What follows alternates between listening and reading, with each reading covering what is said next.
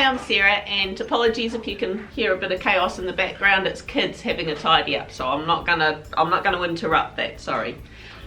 Now, power companies. Just thought I would do a post because we get tons of power company questions in our Facebook group.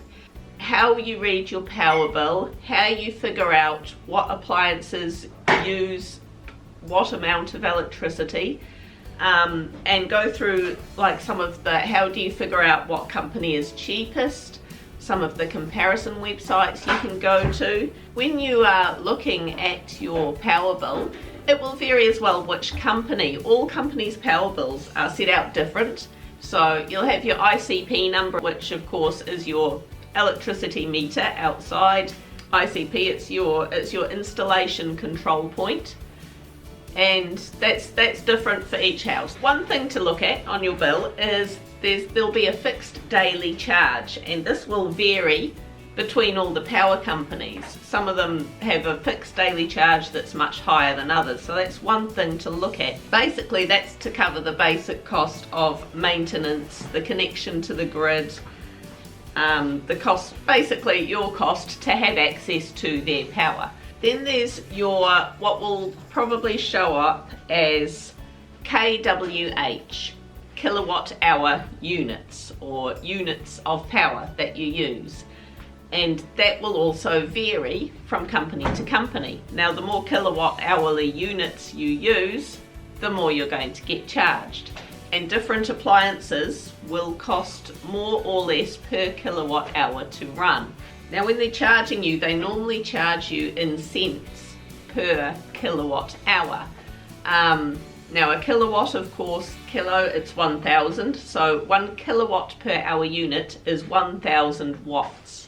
So if you're using an appliance that uses 1,000 watts, then it's going to be 1 hour worth of using that is going to be 1 kilowatt per hour unit.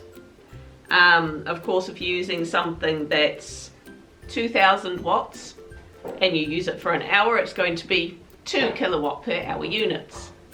Using something that's 500 watts and you use it for a whole hour, so it's going to be half a kilowatt hour unit.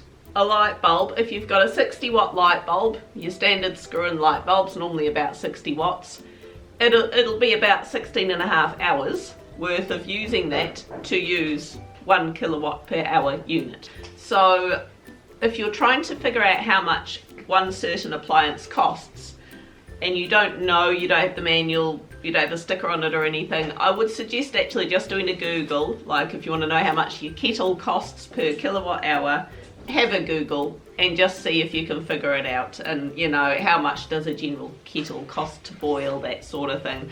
Because my husband works with heat pumps, he's actually advised me that sometimes heat pumps are a bit more complicated than that to work out. Often if you've got like a 6 kilowatt heat pump, you will only be using something like 2 kilowatts worth of electricity, but it uses it efficiently and the output will be 6 kilowatts. So this is all just stuff that's a very individual thing depending on what you've got, depending on your setup. So you would need to Google and just, you know, how many watts or kilowatt hours does this particular unit cost. Now, your bill might also have a little graph on it, quite often they do, just showing, you know, your history, and I quite like that because I try and beat the graph, see if I can get our power bill down. It's winter here at the moment. Normally you do go through more power in winter, it is just the way. But this is why when you compare power bills with other people, it will be different because it will depend on if you've got somebody at home all the time, if you've got a fireplace you can utilise, how many people are living in your house. There will be so many things that will affect your power bill that might be totally different from even your next door neighbour. So in a way it's not really any good even just to ask, hey, what's people's power bill? What's, you know, this is mine, is this good? Because there are so many different factors involved. Do you use a slow cooker? Do you use your oven? Do you hand wash? Do you use a dishwasher?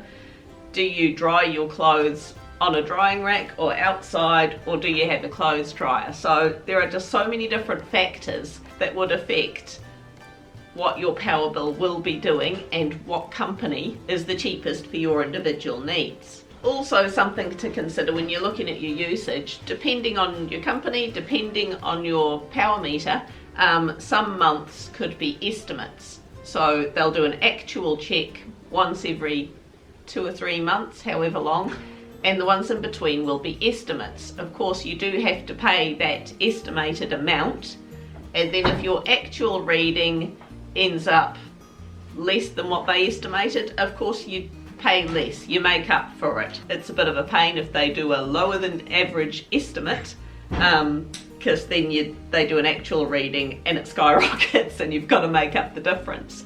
I think a lot of companies though, if they do that, they also allow you to actually either ring up or tap in online and tell them what your actual meter reading is, and they can just marry it up for you. And of course, some companies also have the option to even out your power bill. So if you end up paying more in winter, a lot less in summer, they actually charge you a fixed rate throughout the year. Now, I've never done that, I'm not sure how it works. I'm assuming at the end of the year you need to make up the difference if the estimate was higher or lower. But I'm sure if you're on that sort of plan, you'll know. Maybe leave a comment down below and just let people know how that works. That would be awesome. Now with the meter readings, it should show you the date the meter reading was read or the date it was estimated. It'll show your previous meter reading and the number of kilowatt hours used during that billing period. One question we kind of get is, why are my bills so high? Yep. Now, just recently in New Zealand, across the board, all power companies have put their prices up. Just about everyone is feeling the pinch of that.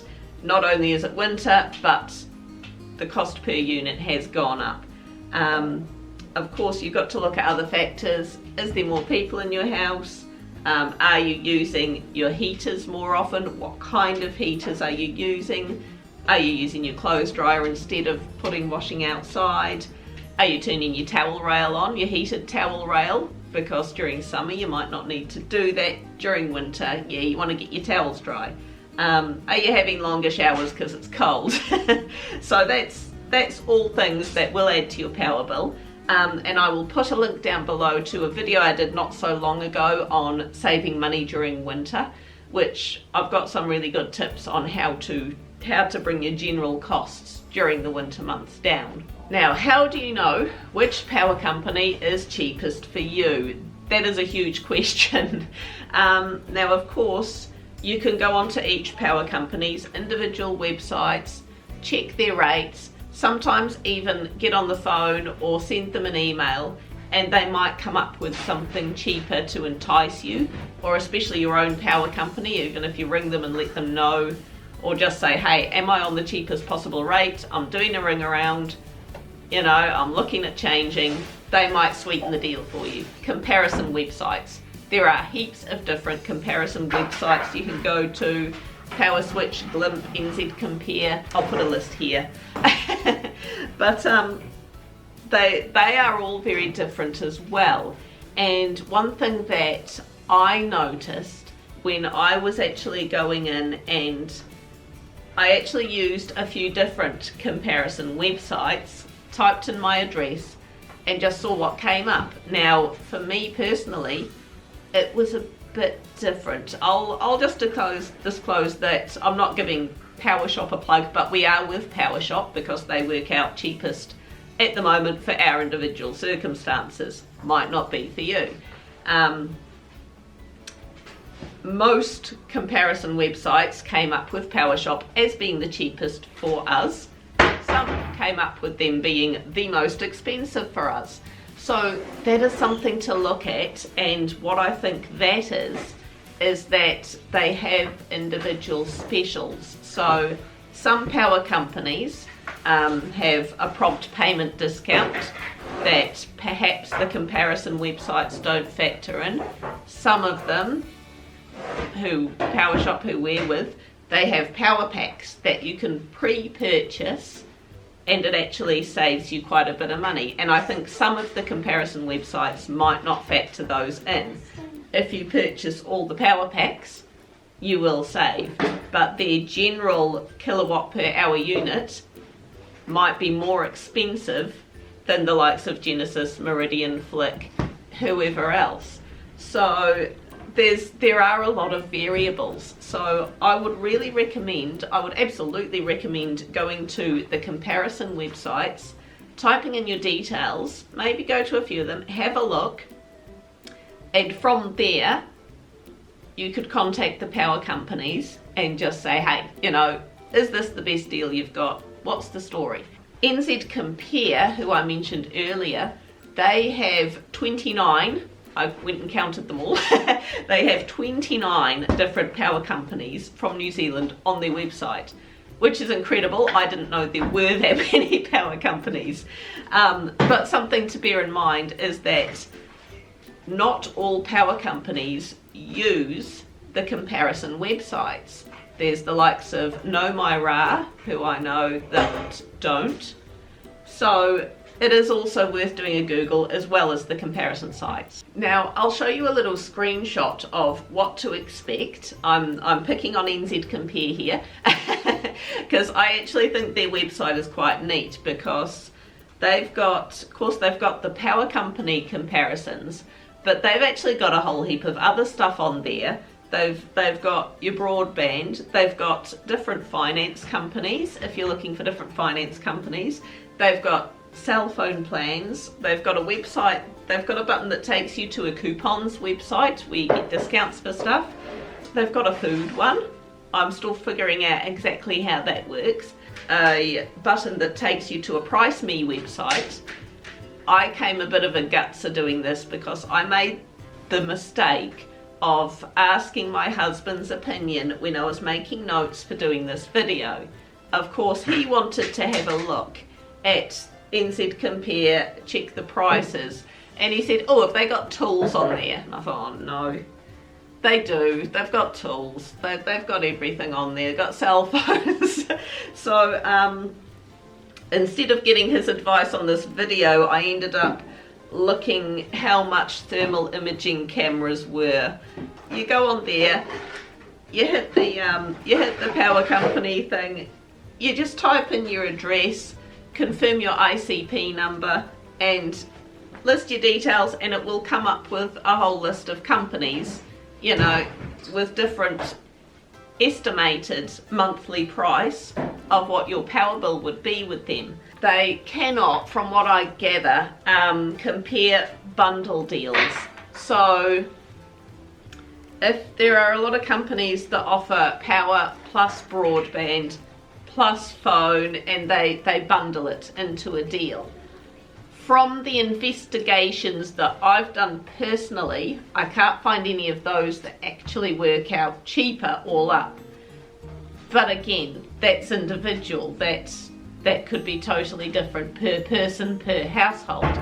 So I guess you could also look into that, but as far as the comparison websites go, I think that would be too mammoth a task because they'd also have to factor in your own individual phone usage, your broadband usage, your power usage, so it could be worth looking at that, but I'm not sure that actually works out cheaper. So I'm hoping that this video may have given you some kind of insight, some inspiration to, check out the websites, do some Googling, bug the power companies, hit the like button, hit subscribe, leave me a comment, go visit NZ Compare, it's a good fun website to play with, and we'll catch you next week.